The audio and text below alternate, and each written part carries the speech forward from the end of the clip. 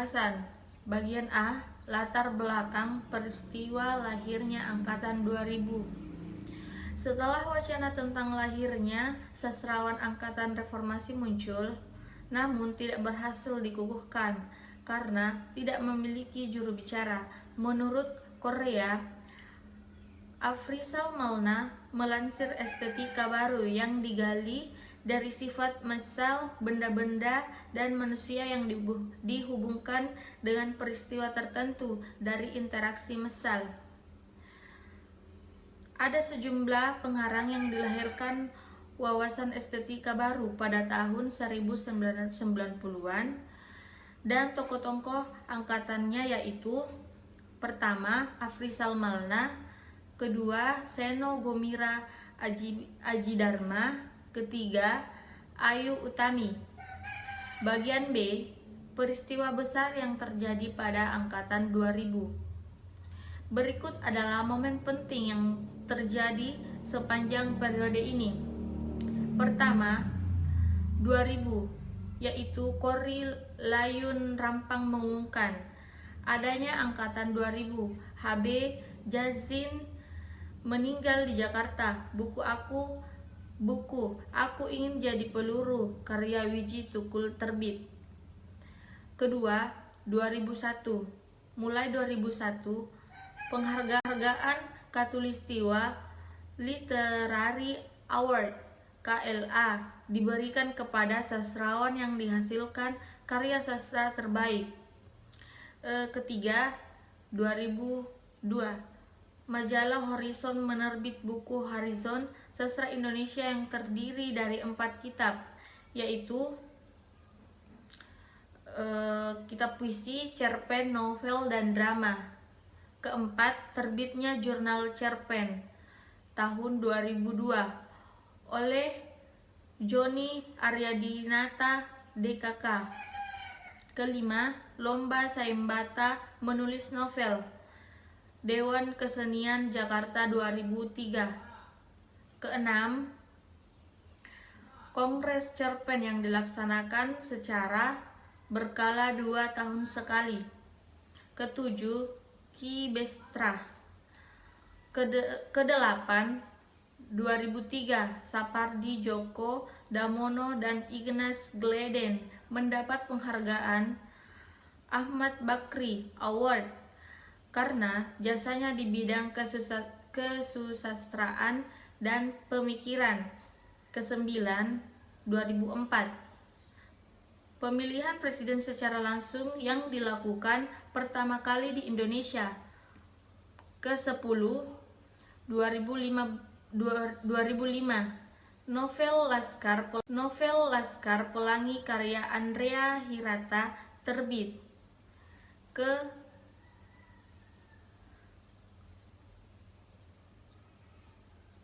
Ke-11, Festival Seni Surabaya 2005. Ke-12, 2006, Yayasan Lontar menerbitkan antologi drama Indonesia pada tahun 1895 sampai 2000.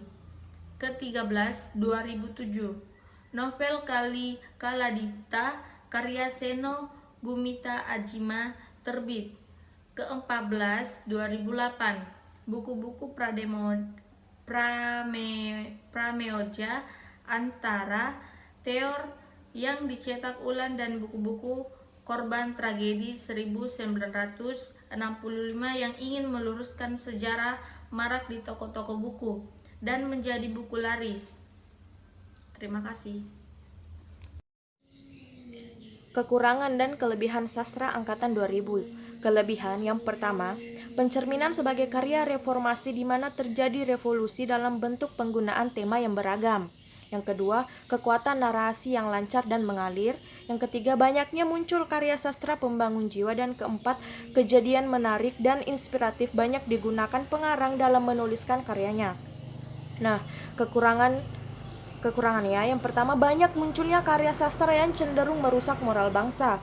Yang kedua, adanya lapisan sastrawan muda yang Dengan ekspresinya yang menggebu-gebu, berkata secara terbuka, bebas, dan tidak terlalu memperhatikan moral yang berkembang di masyarakat. Yang ketiga, beberapa sastrawan cenderung sekuler dan feminis dalam menuliskan karyanya.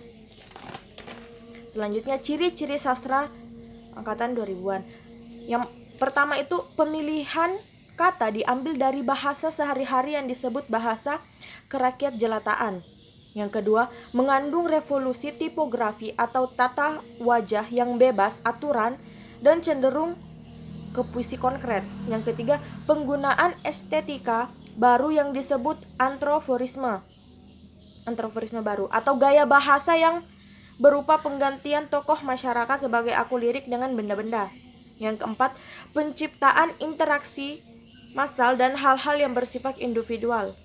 Yang kelima, komposisi dibangun dalam pengaturan partisipasi, benda-benda, peristiwa, pertanyaan atau lirik dalam perspektif sejajar dan objektif. Yang keenam, puisi-puisi yang religius dengan kecenderungan menciptakan penggambaran yang lebih konkret melalui alam, rumput atau daun-daun. Yang ketujuh, banyak puisi yang diciptakan tidak menggunakan sistem pembuatan bait. Yang kedelapan, penggunaan citraan alam berbeda.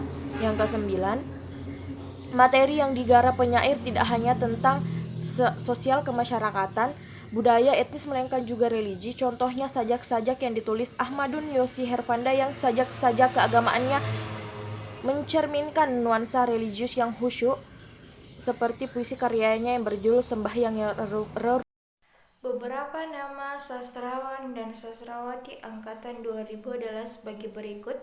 Yang pertama, Afrizal Malna, penyair kelahiran Jakarta 7 Juni 1957 yang pernah mengenyam pendidikan di STV Driakara. Ini menulis kumpulan sajak abad yang berlari, cukup produktif menulis esai sastra, teater, dan kesenian umumnya di media-media bergengsi.